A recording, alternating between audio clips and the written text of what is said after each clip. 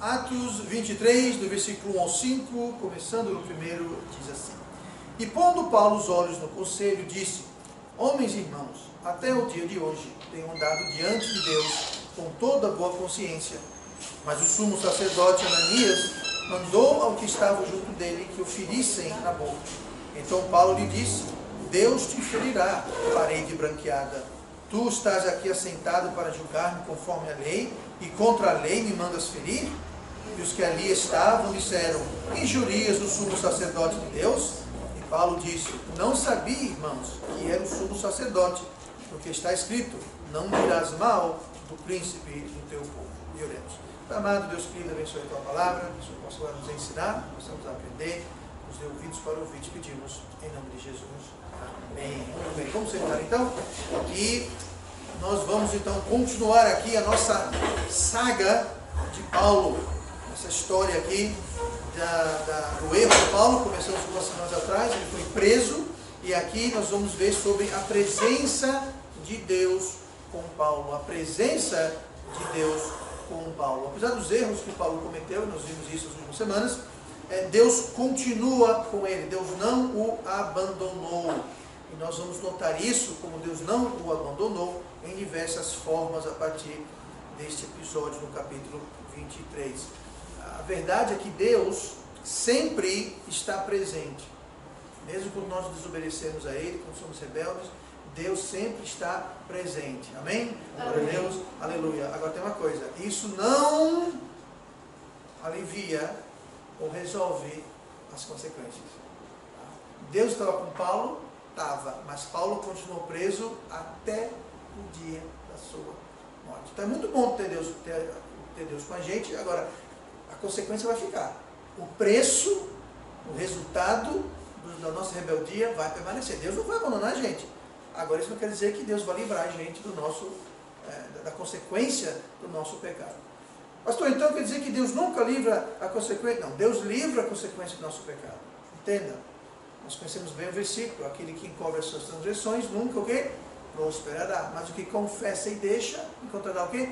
Misericórdia. O que é misericórdia? Misericórdia é diferente de graça. Misericórdia é quando Deus não nos dá o que nós merecemos. Deus não permite que nós colhamos, digamos assim, o que nós merecemos colher. Graça não. Graça é quando Deus nos dá o que nós não merecemos. Por exemplo, salvação. Salvação é pela graça. Nós não temos que fazer nada, é tudo por Deus. Tá? Agora, misericórdia não. Misericórdia é o oposto. É quando Deus não nos dá o que nós merecemos dar. Agora, misericórdia tem um pré-requisito. A gente vemos agora, como falei em Provérbios: aquele que encobre as suas transgressões nunca prosperará. Ou seja, vai ficar pagando o preço das transgressões do resto da vida. Mas, aí vem o oposto: o que confessa e deixa, encontrará, achará o quê? Misericórdia. Então Deus tem misericórdia. Agora o pré-requisito é você confessar e deixar. Se você não confessar e deixar, a palavra do Novo Testamento confessar é interessante. É a palavra que, se você transliterar ela, é a palavra homologar. Homologar. Essa palavra homologar é feita de duas partes: homo e logos. Homo quer dizer o mesmo, logos quer dizer palavra. Então confessar é você chegar para Deus e falar: Deus, você está certo e eu estou errado. Nós estamos com a mesma palavra. Você fala que isso é errado, você tem toda a razão, isso é errado. Eu estou confessando, eu estou homologando que eu quebrei a tua palavra. O oposto de homologar, o oposto de confessar, é o que fala a primeira parte do versículo: aquele que encobre as suas transgressões, aquele que justifica, aquele que fica: não, nada a ver, eu não vejo problema com isso, isso daí é bobagem, isso daí eu não... Pronto. Aí você começa a justificar e encobrir a transgressão, então você nunca vai prosperar. Por quê? Porque você nunca vai encontrar misericórdia. Por quê? Porque você não está confessando. Você está dizendo que Deus está errado e você está certo. Por exemplo, Deus, eu não vejo problema com isso. Você fala que é errado, mas eu falo que está certo. Então, a palavra, o logos, não está homo. Você não está homologando, você está dizendo, você está heterologando. Hétero quer dizer diferente. Então você está dizendo: olha, é o oposto, Deus. Você acha que é errado, eu acho que é certo, então eu vou fazer. Você acha que é ruim, eu acho que é bom, então eu vou fazer. Tá? Então, Deus está lá, Deus está presente. Deus não abandonou Paulo, mas não quer dizer que Paulo se livrou das consequências dos seus atos. E tem uma questão sobre confessar e deixar muito séria. Confessar e deixar. Você pode até confessar, mas nem sempre você pode deixar. Paulo não podia deixar. Por que Paulo não podia deixar? Porque Deus falou, não vá para Jerusalém. Paulo foi. Como é que Paulo vai deixar de ir para Jerusalém, uma vez que ele já foi, já esteve lá, já foi preso? Como é que ele vai não ir para Jerusalém? Ele não tem como deixar. Tem certos pecados que você não tem como deixar. Vou dar um exemplo aqui. Eu estou fumando, eu posso deixar de fumar. Eu estou bebendo, eu posso deixar de beber. Eu estou roubando, eu posso deixar de roubar. Eu estou adulterando, eu posso deixar de adulterar. Mas no caso de Paulo, Deus falou, não vá para Jerusalém. E ele foi. Deus falou, se você for, você vai ser preso. Ele foi e foi preso. Ok, como é que Paulo se arrepende de ter ido para Jerusalém? Ele foi, já está preso. Por mais que ele queira sair de Jerusalém, não pode, ele está preso. Ele não tem mais, ele perdeu a oportunidade de deixar aquele pecado. Então, existem pecados que a gente não deixa, que não tem como a gente deixar mais. A circunstância muda, a situação muda e não compete, não cabe mais a gente deixar aquilo, porque aquilo não é mais uma realidade em nossas vidas, aquilo não é mais alguma coisa que a gente pode voltar atrás e deixar, como aqui era o caso com Paulo. Então, quero fazer tudo isso para deixar bem claro o quê? Sim, Deus estava com Paulo, isso é maravilhoso. Se você é salvo, Deus sempre vai estar com você. Você pode ter feito o que você fez, você pode ter aprontado o que você aprontou. Deus nunca vai te abandonar, porque você e eu, nós que somos salvos, nós pertencemos a Ele.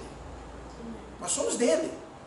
E Ele pagou um alto preço por nós, que foi o seu filho na cruz. Então Ele não vai simplesmente jogar você fora e sair para lá, mesmo porque nós temos muito valor aos olhos de Deus, não por nós, mas pelo sangue de Cristo que foi aplicado a nós. Então, Deus não vai abandonar, mas isso não quer dizer que a gente não vai ter consequências, a gente não vai colher aquilo que a gente plantou. A única forma que nós podemos não colher o que plantamos é a gente confessar e deixar. Paulo aqui podia até confessar o erro. Eu imagino que ele, em algum momento aqui, não temos, mas eu imagino que em algum momento a moeda caiu e ele confessou, mas ele não podia mais deixar. Porque já foi consumado, ele não tinha como voltar atrás, deixar aquilo. Então, deixar isso bem claro para todo mundo. Mas as consequências sempre estão lá, porque Deus sempre disciplina os seus. Lá em Hebreus capítulo 12, versículo 6, fala assim, porque o Senhor corrige o que ama e açoita a qualquer que recebe por filho. Então, Deus é amor, Deus me ama. Aqui fala que Deus, Ele corrige o que ama. Então, se Deus te ama, Ele vai te corrigir. Ele vai corrigir. Por quê? Porque Ele ama. Então, se você está em erro e não está vendo correção, é uma coisa muito complicada, porque fala assim, e açoita a qualquer que recebe por filho. Então, se não está vendo disciplina, correção, se não está vendo açoites quando erramos, então isso é um sinal de que nós não somos salvos. Eu já falei isso uma vez, vou falar isso 10 mil vezes. O que me preocupa não é quando alguém aqui da igreja, ou que foi da igreja, está recebendo lapadas de Deus. Isso me preocupa tanto. Me preocupa pela pessoa. É quando a pessoa pintou, bordou, fez, aconteceu, e parece que está tudo mil maravilhas. A pergunta, onde é que está a correção de Deus? Onde é que estão os açoites de Deus? Não estão? A gente volta para aqui. O Senhor corrige o que ama e açoita a qualquer que recebe por filho. Muitas vezes a simples verdade é que a pessoa nunca foi salva. A pessoa não é salva. Então Deus não está corrigindo, Deus está deixando a pessoa. Porque se a pessoa não é salva, ela está no mundo. Se está no mundo, o mundo já está condenado. O mundo já jaz no maligno. Agora, quando é alguém que Deus recebeu como filho, aí é a correção. Aí é açoites. E quando não há, aí o problema é muito mais complicado para aquela pessoa. Por isso que eu digo, eu me preocupo quando eu vejo alguém que faz parte, ou fez parte da igreja, que pintou, bordou, fez, aconteceu, e parece que não houve açoites nem correção. Isso me preocupa. Me preocupa pela alma daquela pessoa. Tá? Então, vamos ter isso em mente. Então, se Deus não disciplina, é porque nós não somos um deles. Inclusive, 2 versículos depois, em Hebreus 12, versículo 8, fala assim, mas, se estáis sem disciplina, ou seja, se não tem correção, se não tem açoites, da qual todos somos feitos participantes, todos quem? Todos os salvos. Todos os salvos são participantes da correção, da disciplina, dos açoites. Tá? Porque Deus nos ama, nos recebeu como filho, então ele vai disciplinar, ele vai corrigir, ele vai açoitar quando a gente erra. Tá? Se estáis sem disciplina, da qual todos somos participantes, sois então bastardos e não filhos. Ou seja, se não tem correção, açoite ou disciplina, então vocês não são filhos, não são salvos. Tá?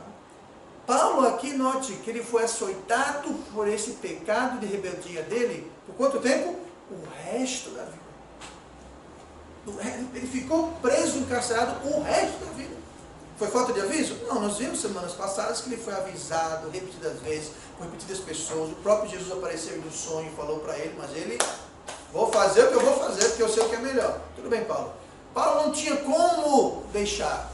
Quem confessa e deixa, encontra o quê? Misericórdia. Ele não tinha como deixar, por quê? Porque ele já tinha ido para Jerusalém. Já tinha consumado o fato, digamos assim. Como que você vai deixar uma coisa que já está feita? Você pode confessar, mas você não pode deixar. Então a misericórdia que você vai encontrar é muito limitada, se é que você vai encontrar. Tanto que Paulo não encontrou essa misericórdia, porque ele ficou preso o resto da vida. Lembra quando Pedro foi preso? O que foi que Deus fez? Deus mandou 2 anjos soltar ele, arrastar ele para dentro da cadeia. Aí Deus não podia ter mandado 2 anjos ou 1000 anjos tirar Paulo da cadeia? Claro que podia. Já tinha feito isso antes, lembra quando Paulo e Silas estavam presos? Deus fez o quê? Trouxe um terremoto, houve a salvação do carcereiro. Então veja bem, se Deus deixou Paulo preso o resto da sua vida, não foi porque Deus não tinha como tirar de lá, não. Não foi porque Deus perdeu a chave, gente. Foi consequência do fato que Paulo, na sua rebeldia, aqui é muito dado, muito é revelado, na sua extrema desobediência, extrema rebeldia, simplesmente ele não pôde deixar, então ele não pôde encontrar misericórdia plena, e ele ficou preso, sim, o resto da vida. Tem muita gente, muito crente, que vai passar o resto da vida pagando a consequência. Por quê? Porque decidiu não confessar, homologos, confessar, homologar. Deus, a nossa palavra é a mesma. O que você fala é o que eu penso, o que você acha é o que eu acho. Se o senhor está dizendo que está errado, então eu acho que está errado e eu errei. Eu estou confessando, estou dizendo, estou homologando aqui que o senhor tem razão e eu não. Você está certo, eu estou errado. Quando fazemos o oposto, não, Deus, eu tenho razão, eu acho, eu sei melhor. Aí a coisa complica. Você não está confessando. E quem não está confessando está encobrindo. E quem encobre as suas transgressões nunca prosperará.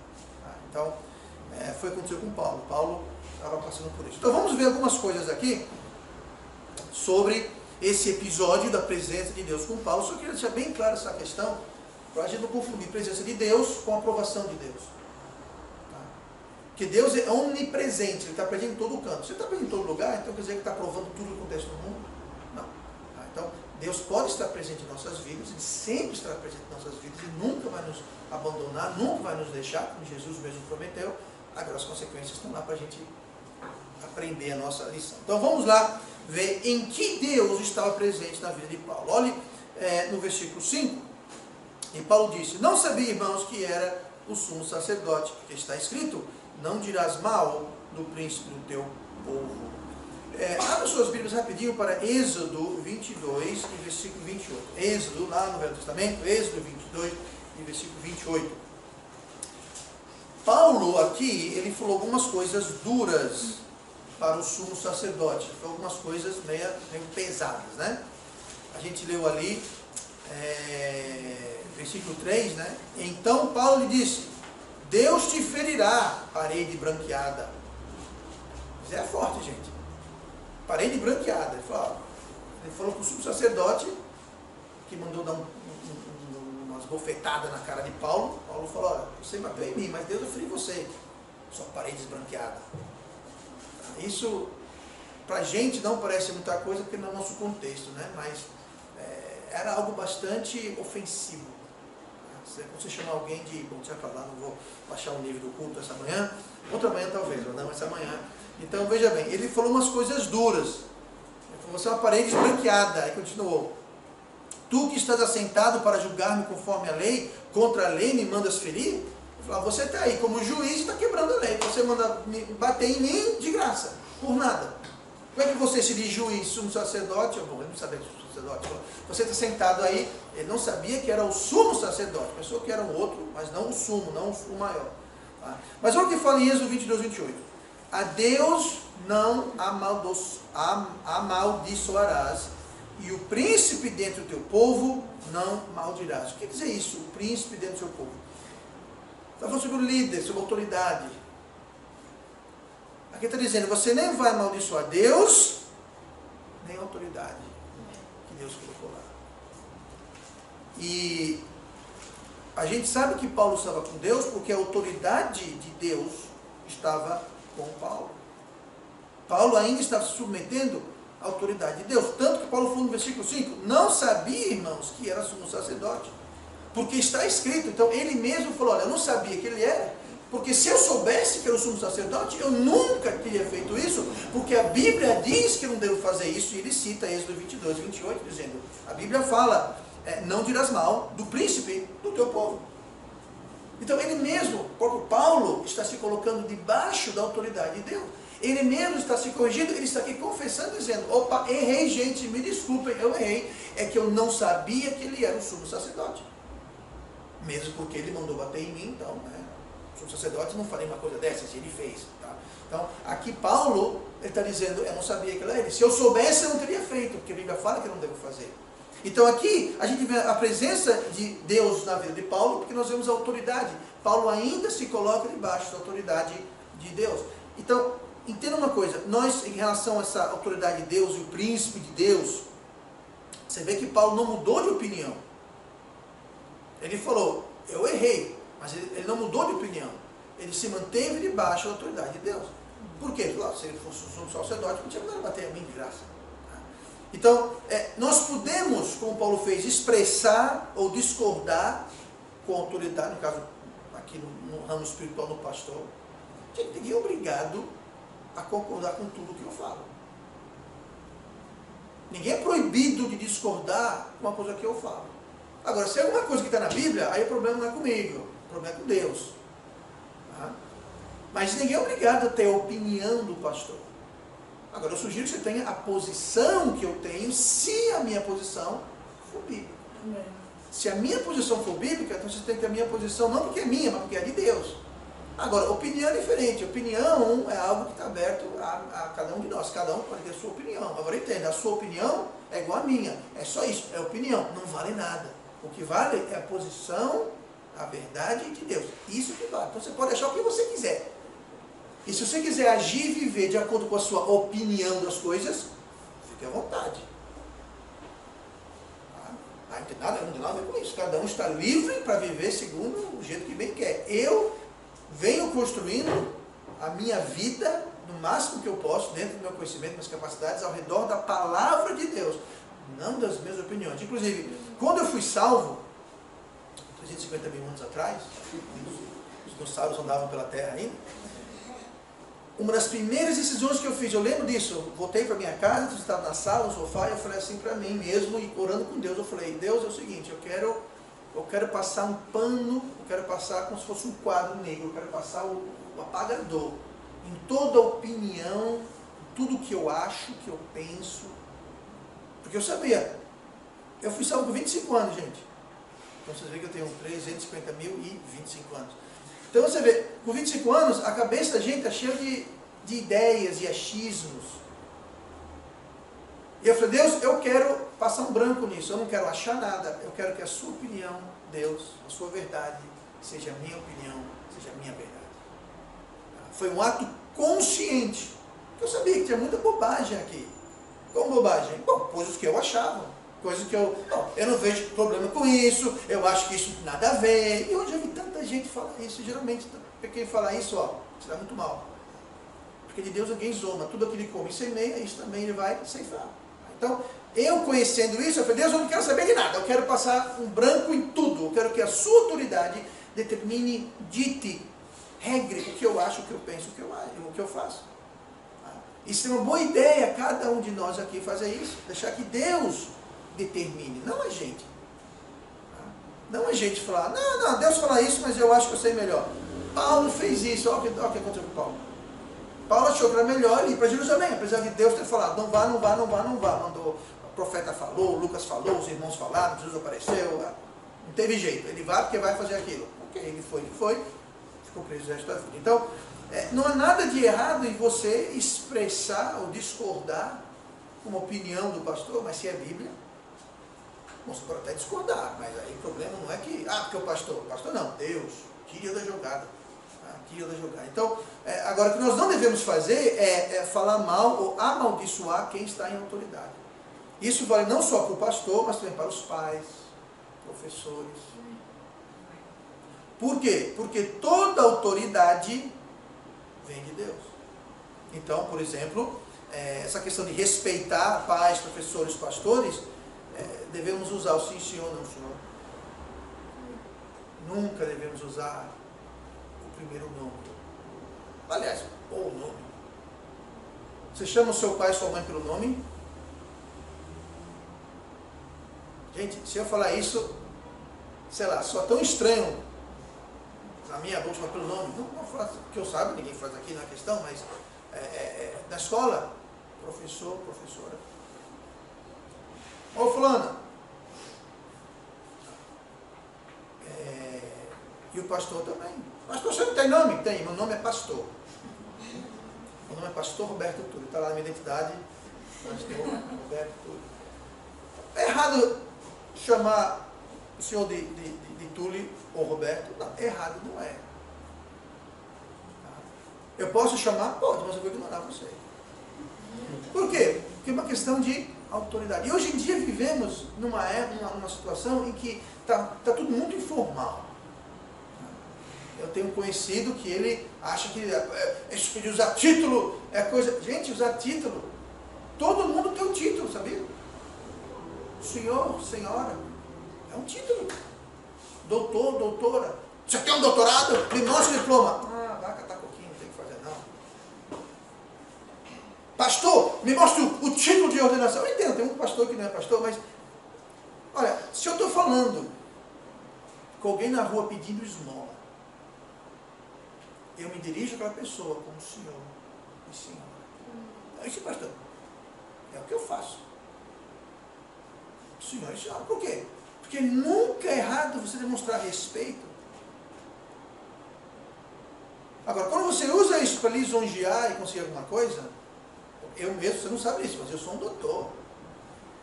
No mercado, eu sou doutor. Ô doutor! Não sou doutor coisa nenhuma, mas... Aí estão querendo lisonjear, estão querendo alguma coisa, querendo te vender alguma coisa pelo dobro do preço. Aí você vira doutor, eu sei como funciona a coisa. Entendeu? Mas não há nada de errado em você chamar irmão, senhor, senhora, professor fulano. Seus pais é senhor e senhora.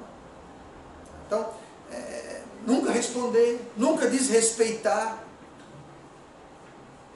Tá? E como se pode desrespeitar? Bom, aí eu vou deixar aí, não está ninguém como respeitar ou desrespeitar alguém. Mas aqui Paulo desrespeitou uma pessoa que ele não sabia, porque a pessoa mandou dar um tapa nele. E quando ele soube que era o sumo sacerdote, ele falou, opa, errei. Eu não sabia que ele era o sumo sacerdote. Porque está escrito. E ele então citou Êxodo 22, 28, onde fala que ele não deve fazer isso. Então, hoje tem uma onda de informalidade excessiva. Então, não chama meu primeiro nome, me chama pelo nome. Isso, eu acho que causa um pouquinho de desequilíbrio, digamos assim. Tá? E eu acho que há momentos em que nós podemos ser menos formais, mais informais, eu entendo isso. Tá? Não é nenhum pecado se alguém chamar alguém aqui sem ser do título de irmão, chamar, ô Vitória, Zidane. Não é o fim do mundo, eu entendo isso, tá? Mas nada errado você se referir também, tá?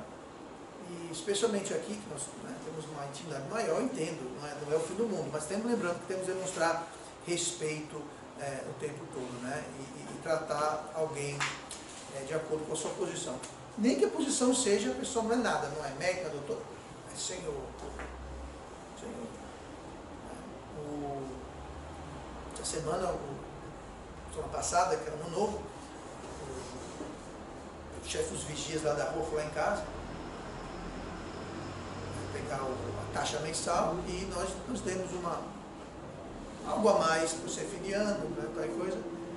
E eu falei o que para ele? Ele falou, isso aqui é para o Senhor, a sua família. Eu não falei, toca você. Não, Senhor. Por quê? Porque ele é humano. Exige respeito também. Não é só porque ele, não, eu preciso trabalhar para você. Não interessa. Você trabalhar para mim ou eu para ele, não interessa. Senhor. Respeito. Respeitar. Sabe que é uma pessoa estranha? Motorista do táxi, cobrador do ônibus, senhor, senhora,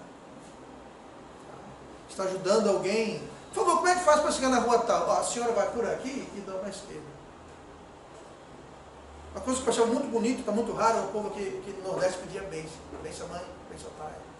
Sabe que isso? Respeito. Ai, a gente tem intimidade, é coisa. Pois é. Hoje em dia existe uma onda de informalidade, é filho chamando o pai pelo nome, a mãe pelo nome, professor pelo nome. Então, isso não é bom mesmo. Mas, vamos lá. Versículos 6 e 7. Deus estava presente na vida de Paulo porque nós vimos a autoridade de Deus. Então, Deus está presente na sua vida através da autoridade dele. Nós falamos aqui sobre respeito, tal coisa, mas o cerne da questão é Deus está presente em nossas vidas quando nós nos submetemos à autoridade dele, à palavra dele. Deixar que a palavra dele direcione e regre o que a gente faz, o que a gente pensa, nas suas opiniões. Esse é o segredo.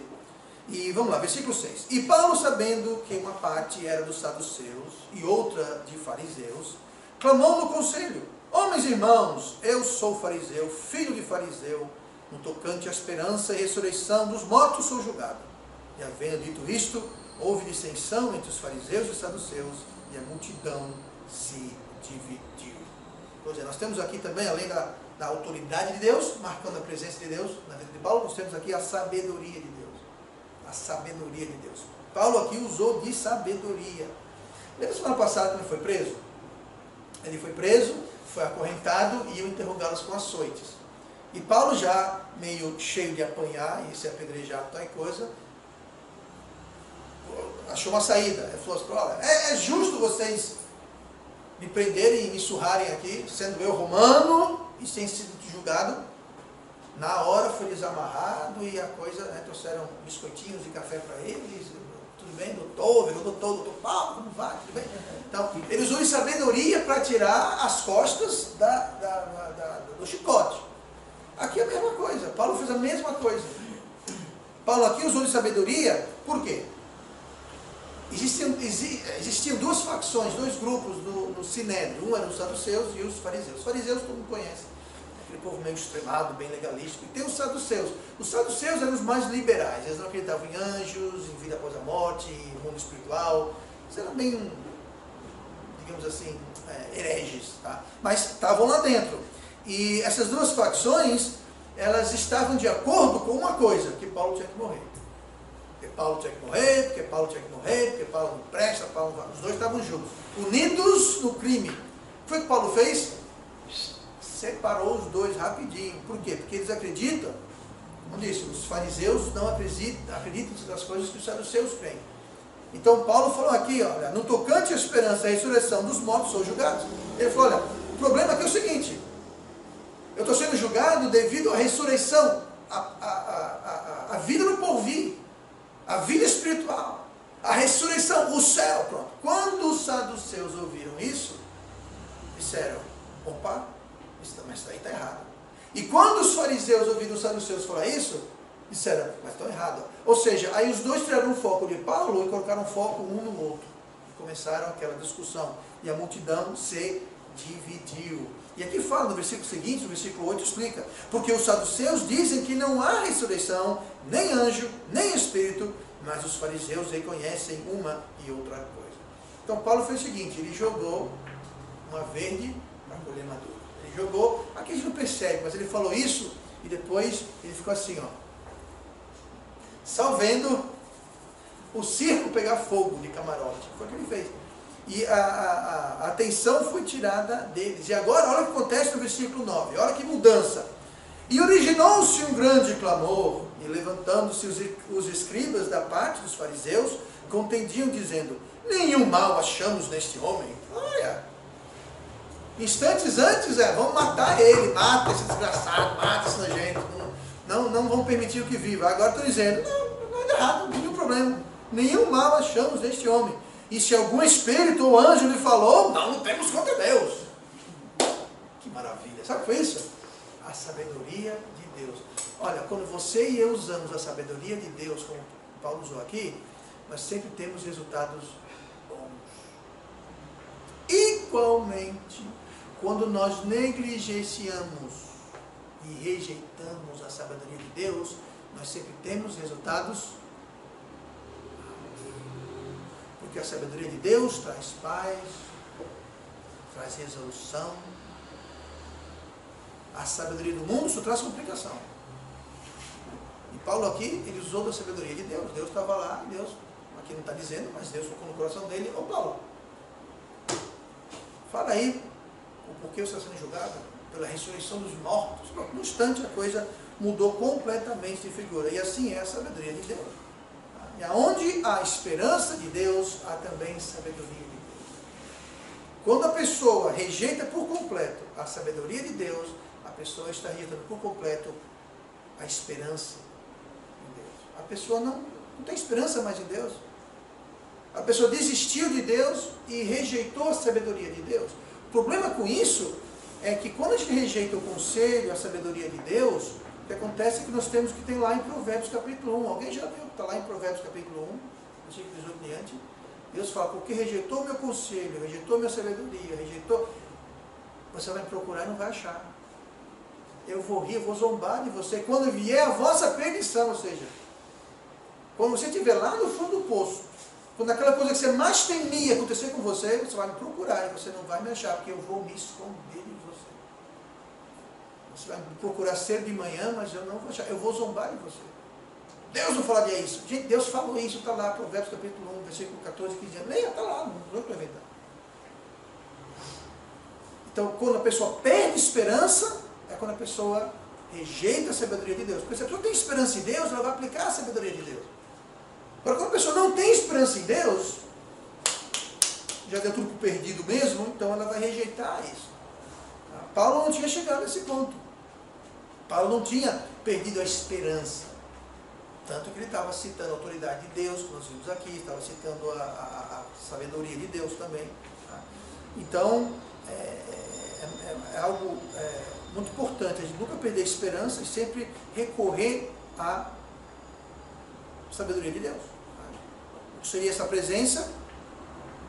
Como falei antes, se Deus é onipresente, Ele está presente com todo mundo, em todo lugar, o tempo todo. Então, Paulo tinha a presença de Deus, mas também todo mundo tem. Aquela árvore lá fora tem no banco, os passageiros que passaram no ônibus, todos têm. Todo mundo tem a presença de Deus. Mas a presença de Deus se faz presente, mais específica, no sentido de estar presente em nosso coração, presente em nossas decisões. Aí sim Deus está presente. Porque presente Deus está. Deus está presente na vida do ateu. Agora, qual a diferença do ateu? Deus está presente na vida da pessoa rebelde.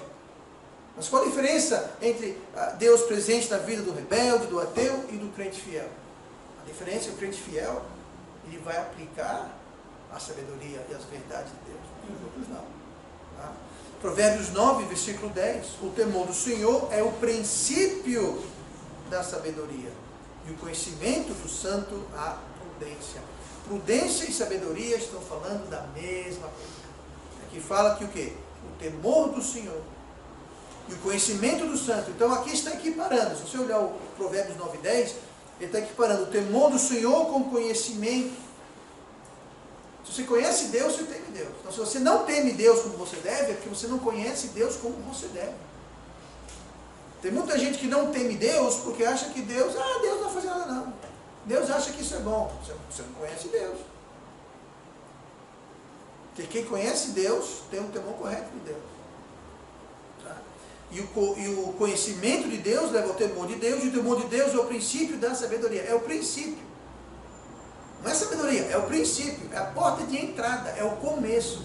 Então, quem não conhece Deus não teme Deus, quem não teme Deus não tem sabedoria, quem não tem sabedoria, a coisa está complicada. Sem sabedoria e sem prudência. Então, nós podemos aqui, o temor do Senhor é o princípio da sabedoria e o conhecimento do santo, a prudência. Essa palavra conhecimento, nós podemos substituí-la por reconhecimento. É você reconhecer Deus nas áreas de nossas vidas. Tá? Então, quando a gente reconhece Deus como sendo quem Ele é, então nós temos a presença de Deus na vida de cada um de nós. Rapidinho, versículo 11.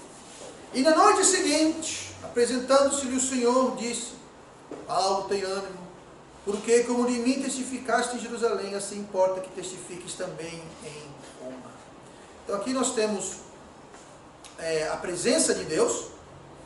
Agora aqui a presença de forma mais real, mais concreta, né? A presença mais pessoal. Essa palavra aqui, apresentando-se, ela traduzida quer dizer, ele se pôs de lado. Ele se pôs de lado. Aqui, Deus se pôs de lado. Ele apareceu de lado, ao lado. Né? É o que quer dizer a tradução da palavra apresentando-se. Se fez presente, se pôs ao lado naquilo. E é um encorajamento.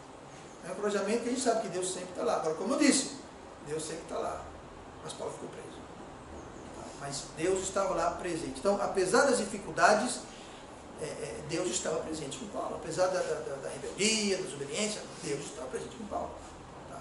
Não aliviou muito a questão, que ele ficou preso, mas Deus estava com Paulo. Isso nunca mudou. Aí nós temos a vontade de Deus também, no versículo 11. Qual é a vontade de Deus? Bom, nós lemos aqui que na segunda metade fala: assim importa que testifiques também em Roma. Ou seja, Deus ainda tinha planos para Paulo. Você está rebelde contra Deus, você sai da vontade de Deus, você esculhambou tudo, Deus está presente, Deus tem um plano para a sua vida. Deus tinha planos para Paulo. Deus não falou: você desobedeceu, pois sabe uma coisa? Se vire, não quero ver sua cara, desapareça, você... Pode ser que chegue a isso. Tá? Com Alexandre de Meneu aconteceu isso, a gente vê isso lá, que Paulo fala sobre isso. Mas não foi o caso aqui de Paulo. Paulo, a gente mesmo em desobediência, Deus ainda estende a mão de utilidade. Agora a gente continua cuspindo nessa mão, mordendo essa mão, afastando essa mão, chega uma hora que Deus fala: ok, então pronto, não assim você quer. Mas entenda que aqui Deus tinha um plano. Qual era o plano? Que Paulo iria testificar de Deus também em Roma. Paulo foi para Roma? Paulo foi para Roma. Paulo foi morto em Roma. Paulo ficou preso em Roma. Mas sabe de uma coisa? Paulo provavelmente não teria que ter ido para Roma encarcerado. Ou seja, ele foi para Roma, porque era vontade de Deus que ele fosse para Roma. Só que ele foi para Roma como prisioneiro. Ele poderia ter ido para Roma como um homem livre. Sabe quem mais esteve em Roma? Pedro esteve em Roma. Só que Pedro esteve lá como um homem livre. Paulo esteve em Roma, Paulo ministrou em Roma como prisioneiro. Não seria muito melhor Paulo ter ministrado em Roma como um homem livre? Não seria mais agradável? Mais melhor? Perdoe minha gramática. Então entenda, Deus tem um plano para a sua vida? Tem. Agora, não vai ser como poderia ter sido. Lembre-se que o plano de Deus é o quê? Bom, perfeito e agradável. Não estrague o perfeito. Não estrague o agradável. Não estrague o bom. Porque Deus tem um plano para a sua vida. Deus quer que seja bom, perfeito e agradável. Agora, não foi tão bom, tão perfeito, tão agradável para Paulo quanto poderia ter sido. Por quê? Porque ele foi para lá preso. Deus queria Paulo preso? Não. Como é que sabemos disso? Porque Deus mandou avisá-lo, vez após vez, após vez, após vez, apareceu num sonho para ele, não vá que tu vai ser preso, e Paulo foi. Então, tudo bem, Paulo, então tu vai para Roma, só que tu vai preso.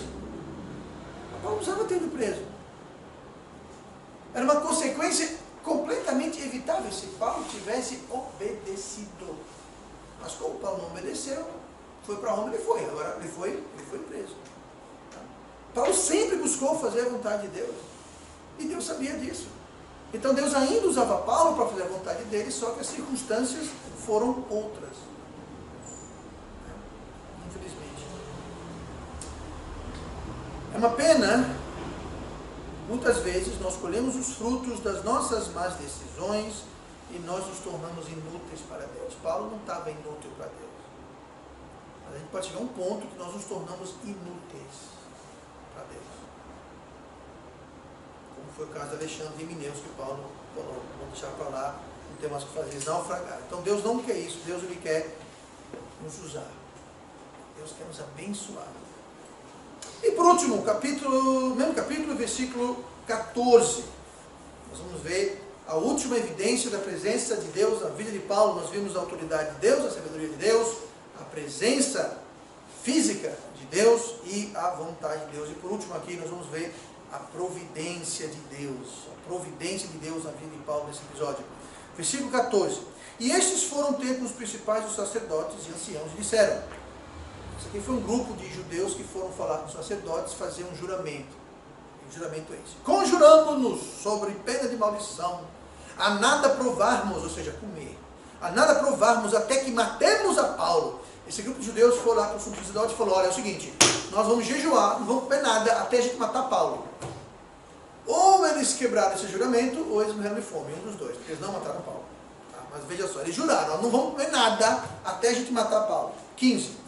Agora, pois, vós, como conselho, rogai ao tribuno que vos traga amanhã, como que queremos saber mais alguma coisa dos seus negócios. E antes que chegue, estaremos prontos para o matar.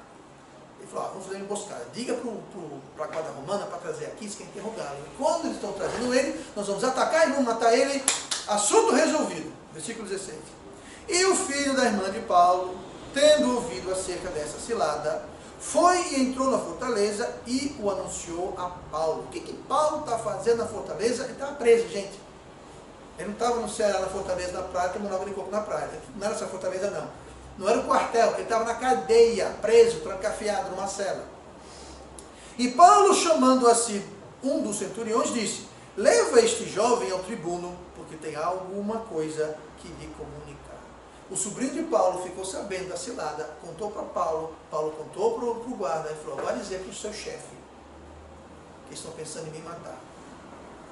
E por que o chefe liga para isso? Porque a lei romana falou o seguinte, se tem alguém debaixo da sua guarda e a pessoa escapar ou morrer, você responde pela vida daquela pessoa. Então quando falou para o tribuno, que tinha um grupo de judeus, que juraram que iam matar Paulo entre a fortaleza e o templo, se Paulo morresse no meio do caminho, quem ia responder pela vida de Paulo? Um romano ia ser o tribuno. Aí o tribuno tomou providências. Está sabendo. E, como digo, aquele grupo de homens até hoje não comeram nada, ou morreram de fome, ou quebraram o seu juramento. Um dos dois.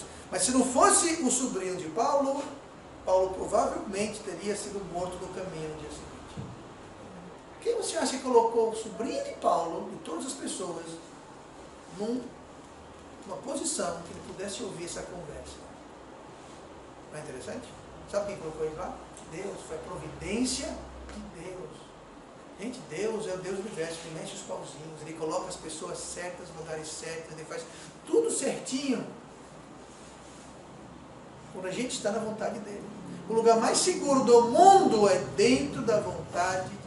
Se você está dentro da vontade de Deus, você pode estar no lugar que esteja, fazendo o que esteja. Se você está dentro da vontade de Deus, agora fora da vontade de Deus, você pode estar dentro de um carro forte, rodeado de guardas, com colete à prova de balas, capacete. Uma coisa vai acontecer. Lembra de Acabe? No Velho Testamento, Deus falou, você vai morrer na batalha. Acabe falou, vou nada.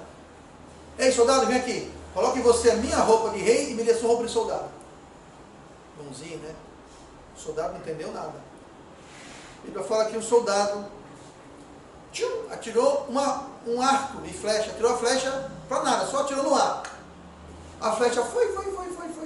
Não só acertou Acabe, que estava vestido de soldado, mas pegou justamente na trinca da armadura e o feriu mortalmente, que ele sangrou até a morte dentro da carruagem dele. Uau! Gente, quando você está fora da vontade de Deus, você pode trocar de roupa, mudar de nome, mudar de país, mudar de fazer cirurgia plástica, faça o que você quiser. Quando você está na vontade de Deus, é o mais inseguro lugar do mundo. Tudo e qualquer coisa pode acontecer.